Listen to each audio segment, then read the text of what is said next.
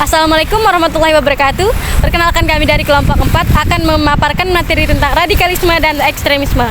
Pertama-tama, mari kita cari tahu bagaimana pendapat mahasiswa Universitas Pancasila tentang radikalisme dan ekstremisme dalam Islam. Setelah ini, mari kita wawancarai beberapa mahasiswa yang berada di sekitar sini. Di situ ada beberapa mahasiswa, kita tanyain yuk. Yuk.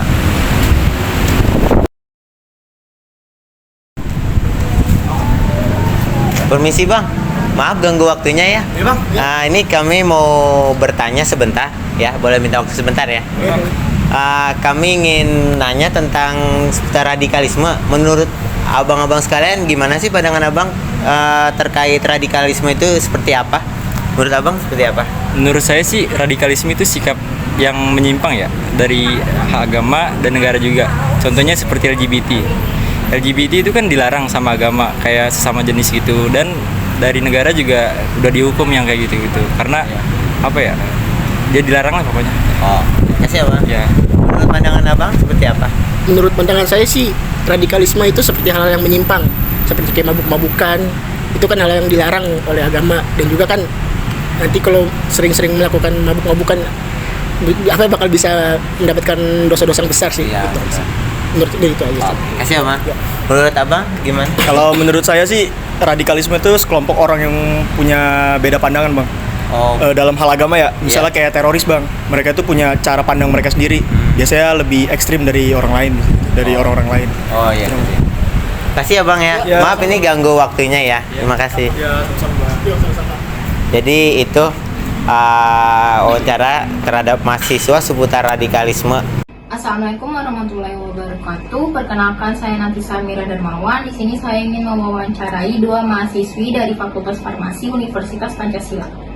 Silakan perkenalkan diri. Nama saya Nirina. Saya Naila. Pernah nggak sih kalian mendengar kata radikalisme dan ekstremisme? Pernah? Saya juga pernah. Oke.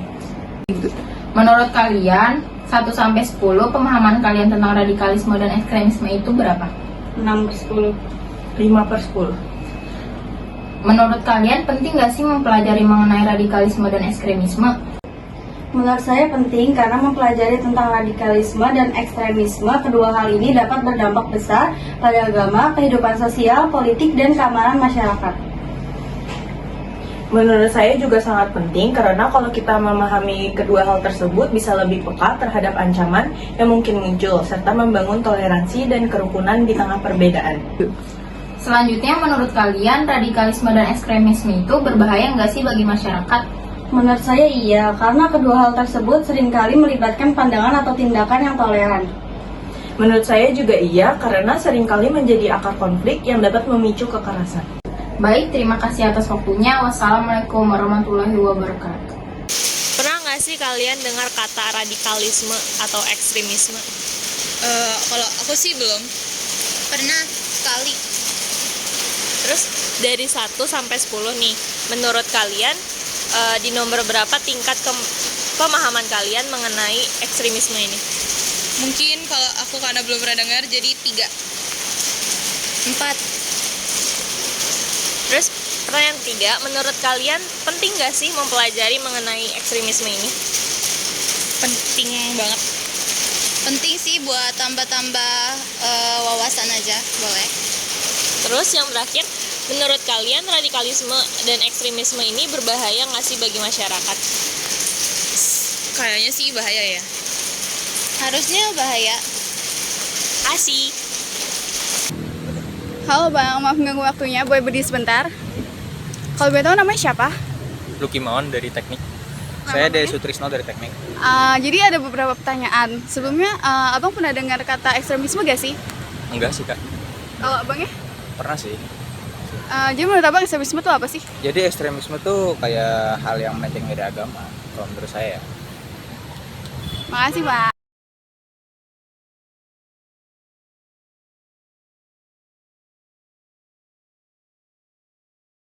Assalamualaikum warahmatullahi wabarakatuh. Kembali lagi bersama saya Zikri Zulatif.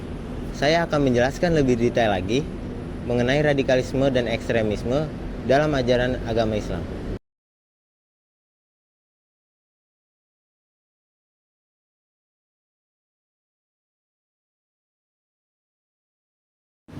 Jadi, radikalisme adalah sikap, pemahaman, tindakan yang tidak sesuai dengan ajaran agama Islam. Dalam konteks agama, radikalisme bisa menginterpretasi yang keras dan literal terhadap ajaran-ajaran agama yang mengarah pada intoleran perbedaan pendapat atau pendapat agama yang berbeda. Sedangkan ekstremisme suatu sikap yang berlebihan, melampaui batas dan fanatik dalam memahami dan mendalami suatu ajaran agama. Lebih jelasnya, radikalisme dan ekstremisme merupakan suatu paham yang bertujuan untuk kepentingan politik dengan cara menebarkan ketakutan. Sebenarnya, radikalisme dan ekstremisme ini sudah ada sejak zaman dahulu. Hal ini disebabkan oleh yang pertama, pemahaman agama yang kurang. Yang kedua, pengaruh lingkungan. Yang ketiga, kurangnya pendidikan dan pemahaman yang dalam mengenai ajaran agama. Yang keempat, media sosial. Dan yang terakhir, keadilan sosial. Jadi, sudah jelas radikalisme dan ekstremisme ini berbahaya sekali karena dapat menimbulkan kekerasan, terorisme, dan ancaman terhadap perdamaian sosial. Keduanya dapat memicu polarisasi sosial, memperburuk ketegangan antar kelompok, serta merusak stabilitas politik dan keamanan. Selain itu, radikalisme dan ekstremisme seringkali menghasilkan intoleransi, diskriminasi, dan menghancurkan dialog antar kelompok yang pada akhirnya menghalangi terciptanya masyarakat yang harmonis dan damai. Untuk mengantisipasi ini, pentingnya bagi generasi muda Indonesia untuk memiliki pondasi nilai-nilai kebangsaan yang kokoh, khususnya bagi generasi muda, milenial maupun Gen Z. Untuk lebih memahami, mari kita simak penjelasan dari Pak Ustadz. Assalamualaikum Ustadz. Sebelumnya saya izin mengganggu waktunya. Sebelumnya nama Ustadz siapa sih? Waalaikumsalam warahmatullahi wabarakatuh. Saya Ustadz Ruli Brawijaya. Oh ya baik. Nah, Ustadz mengganggu waktunya, kita di sini dari mahasiswa Universitas Pancasila ingin bertanya bagaimana pandangan Ustadz terhadap radikalisme dan ekstremisme di era zaman sekarang. Ya, sebelum saya menjelaskan, saya akan lebih dahulu menjelaskan akar kata dari radikal. Radikal itu dari kata radi yang artinya akar. Artinya, sedangkan isme itulah paham, pemahaman yang mengakar. Jika kita mengambil sudut positifnya, maka radikalisme itu sebenarnya adalah pemahaman yang kita pelajari sampai kita memahami, sampai kita mengakar. Sebagaimana kita belajar, maka kita belajar pun sampai harus mengakar, sampai di mana ilmu kita yang harus kita pelajari. Dengan mengakar itu, maka kita akan benar-benar memahami ilmu tersebut. Nah, itu positifnya. Begitupun dengan era sekarang banyak dengan kata radikal menyudutkan Islam. Padahal sebenarnya di Islam itu tidak mengenal radikal. Di Islam itu hanya mengenal pemahaman yang mengakar, pemahaman yang sampai di hati, dipegang di hati. Artinya apa? Bahwa kita meyakini bahwa Allah Subhanahu wa Ta'ala adalah yang menciptakan kita, yang memberikan kita nafas, yang memberikan kita makan. Itu yang harus kita pahami, yang harus kita akari. Jadi jika kita mempelajari Islam dengan baik, mempelajari Al-Quran, memahaminya sampai mengakar, memahami Islam juga sampai mengakar, maka itu radikalisme yang positif. Artinya kita benar-benar memahami Islam. Dan Islam, jika kita memahami Islam, maka kita akan tidak berbuat semena-mena terhadap orang lain. Karena dalam Islam mengajarkan la ikraha fiddin, tidak ada paksaan. Jadi di dalam Islam, untuk memahami Islam itu kita juga harus memahami orang lain. Jadi tidak mungkin kita memaksakan kehendak orang lain sehingga orang lain harus mengikuti kita dengan kekerasan. Jadi radikalisme itu jika dilihat dari sudut pandang positif, bahwa radikalisme itu adalah memahami sesuatu, khususnya yang sekarang Islam menjadi tema bahwa Islam itu radikal artinya dalam segi negatif, bahwa orang-orang yang memahami Islam itu seharusnya yang disebut radikal itu adalah orang-orang yang memahami Islam secara seutuhnya. Orang-orang yang memahami Islam secara seutuhnya, mereka tidak akan bersikap untuk memaksakan kehendak orang lain untuk mengikuti keinginannya. Karena dalam Islam itu kan diajarkan la ikraha fiddin, tidak ada paksaan di dalam menjalankan Islam. Rasulullah juga mengajarkan kepada kita bahwa di dalam mengajak orang itu tidak harus dengan kekerasan. Terkadang orang yang keras pun kita dekatkan dengan cara yang baik, sehingga orang itu pun akan masuk Islam dengan tulus, dengan hatinya yang menerima. Tapi kalau kita mengajak dengan kekerasan, maka tidak ada satupun orang yang akan masuk Islam. Itulah radikalisme yang positif itu. Jadi orang-orang yang radikalisme positif itu dia memahami Islam secara utuh, sebagaimana orang yang mempelajari ilmu matematika, ilmu fisika. Kalau mereka tidak memahami secara utuh, maka mereka akan sembrono dalam mengutarakan tanpa mereka berpikir atau mereka meneliti terlebih dahulu. Nah, itu sama seperti dalam Islam tadi. Jadi dikatakan radikalisme yang negatif ketika mereka tidak memahami pemahaman secara utuh atau mempolitisasi agama padahal untuk kepentingan. Nah, itu maksudnya radikalisme. Jadi radikalisme itu sebenarnya positif, mengakar pemahaman yang harus kita jiwai gitu, yang harus kita pahami secara keseluruhan. Itu namanya radikal. Kalau kita belajar tidak radikal, maka kita tidak akan pernah bisa menjadi dokter, profesor, insinyur, karena kita tidak memahami. Banyak orang yang mencari gelar dengan sogok, karena dia tidak mau memahami sebenarnya ilmu itu, sehingga jadi apa? Mereka jadi berkoar-koar. Jadi orang-orang yang gemar berkoar-koar sesungguhnya mereka tidak punya ilmunya tidak mengakar. Justru orang yang mengakar itu adalah lebih banyak diam. Dia akan berbicara sesuai dengan ilmunya, tidak akan sembarang untuk mengutarakan sesuatu tanpa ilmu. Wala taqfu ma laysa laka bi ilmun. Jangan kamu sesuatu tanpa ilmu. Ilmu mengajarkan begitu. Kita tidak boleh mengikuti sesuatu kalau nggak punya ilmunya. Kalau ada orang nyuruh gini-gini, ya kita pelajari dulu, kita pahami dengan ilmunya. Nah, orang yang mau ngikut seperti itu kan tanpa ilmu, karena mereka tidak punya ilmu. Makanya disebut radikalisme secara positif, agar kita memahami secara utuh. Mengapa di era sekarang radikalisme itu dianggap negatif? Karena kebanyakan orang hanya mengikuti, tidak memahami. Jadi yang harus kita mengerti adalah pahami dulu apa yang dikerjakan, jangan main ikut-ikutan. Kalau orang nyebur, kita ikut nyebur. Gitu.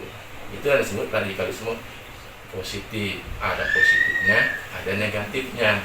Negatif tergantung sudut pandang kita. Kalau kita tidak memahaminya, maka kita akan terus memahami radikalisme itu secara negatif. Karena dalam Islam pun kita diajarkan untuk mengakar pemahaman itu.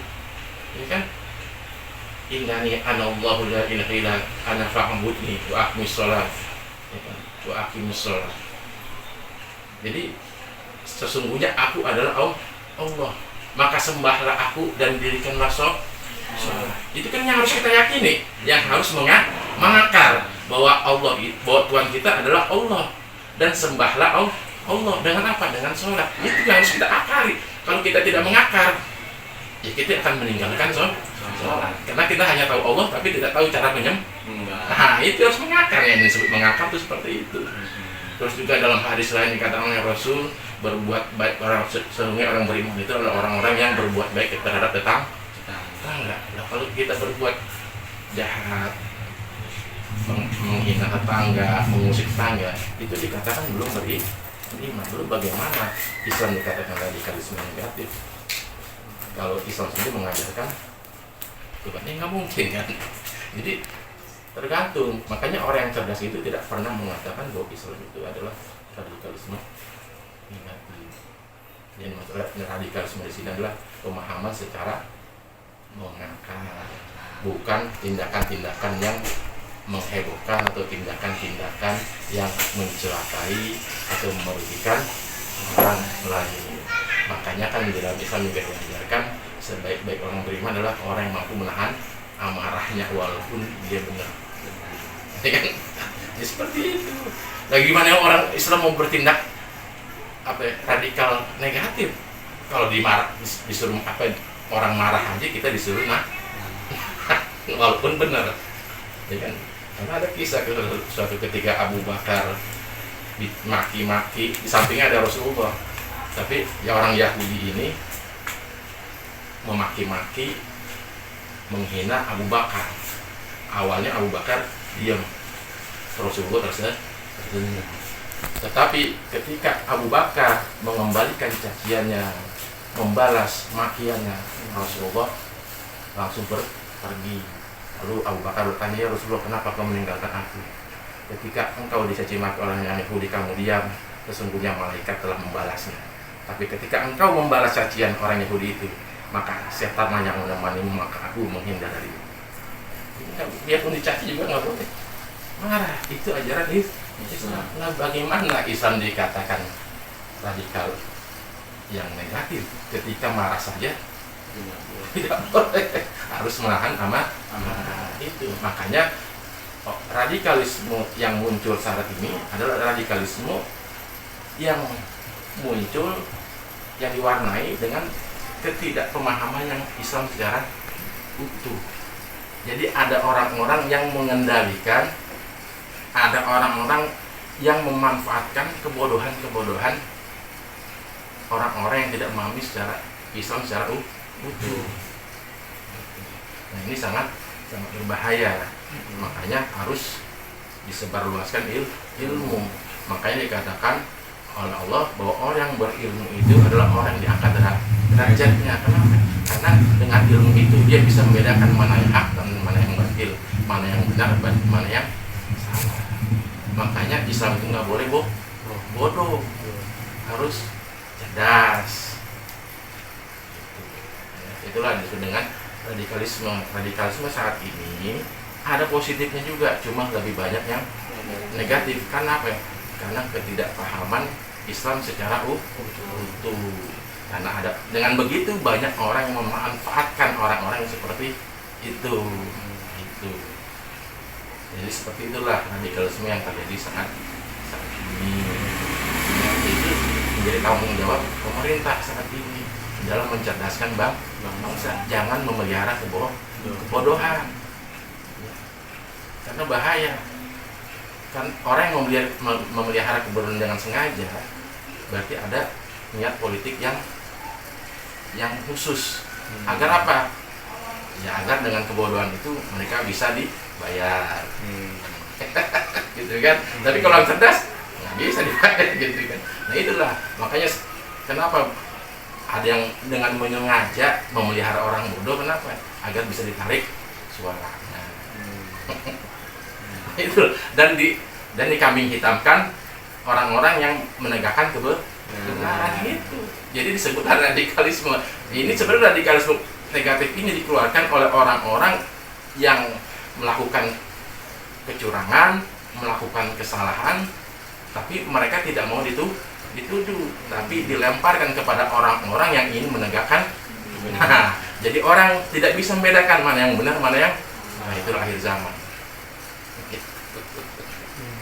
Nah, itu Sedangkan ekstrim itu adalah melampaui batas. Memang Allah tidak menyukai orang-orang yang melampaui batas. Udah tahu di depan ada pagar, nggak boleh lewat pagar, dipagerin tuh. Makanya dalam Islam diatur dalam Al-Quran, jangan berzina. Dia berzina berarti melampaui batas, kan? Jangan mencuri, dia mencuri berarti melampaui batas.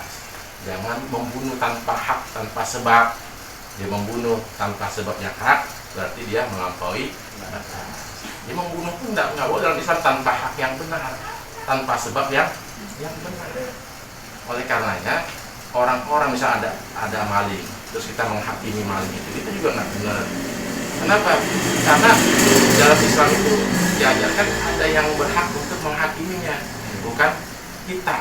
Siapa yang menghakiminya? Orang-orang yang memang sudah dipercaya menjadi hakim, yang memang sudah diberikan mandat untuk menghukum. Kalau setiap orang bisa menghukum, enak, habis manusia. Itu namanya melampaui batas. Memang dalam Islam tidak boleh melampaui batas, itu dilarang. Jadi apa-apa yang dilarang oleh Allah kemudian dilakukan olehnya, itulah yang disebut melampaui batas. Disuruh puasa nggak puasa yang melampaui batas. Disuruh sholat nggak sholat melampaui batas. Dibilang untuk menjaga kebaikan kerukunan antar tetangga tapi dia tidak menjaganya, itu melampaui batas. Nah, sikap ekstrim ini yang tidak boleh, karena menurut bahasa ekstrim itu adalah melampaui batas, dan itu memang tidak boleh dalam Islam. Tindakan-tindakan yang melampaui batas, apa itu? Yaitu tindakan-tindakan yang sudah ditentukan dalam Al-Quran, yang sudah dilarang oleh Allah, tetapi dia masih melakukan. Itulah sebenarnya melampaui batas. Makanya termasuk dalam pergaulan. Watak zina, jangan dekati zina. Perbuatan-perbuatan yang mendekati zina pun adalah perintah Allah, jangan dekati. Itu di situ ayatnya bukan melakukan zina, tapi perbuatan-perbuatan yang mendekati zina. Perbuatan-perbuatan yang mendekati zina dan kita lakukan itu namanya melampaui batas. Seperti pacaran, itu kan perbuatan yang mendekati zina, itu namanya melampaui batas, ekstrim namanya. Apalagi sudah berzina, ekstrim lagi, karena merugikan orang lain. Jadi perbuatan-perbuatan yang merugikan orang lain itu ekstrim. Jadi nggak boleh, dalam Islam itu diatur. Ya seperti itulah ekstrim. Itu bahasa Latinnya ekstrim. Bahasa Islamnya jangan melampaui batas, karena Allah tidak menyukai orang yang melampaui batas. Itulah dengan ekstrim. Jadi ada perbedaan ekstrim itu. Kalau radikal memang ada posisi positif, ada positifnya ketika kita memahami secara utuh. Kalau ekstrim memang suatu perbuatan yang merugikan diri sendiri dan juga merugikan orang lain. Ekstrim. Jadi seperti itu. Oke Ustaz, terima kasih atas ilmu yang udah disampaikan kepada kita. Semoga kita semua dapat memahaminya dan dapat mengamalkannya juga. Ya, amin. Semoga ini juga jadi pemahaman yang sangat mendalam untuk kita juga. Terima kasih Ustaz. Ya maaf mengganggu waktunya ya Ustaz ya. Assalamualaikum warahmatullahi wabarakatuh.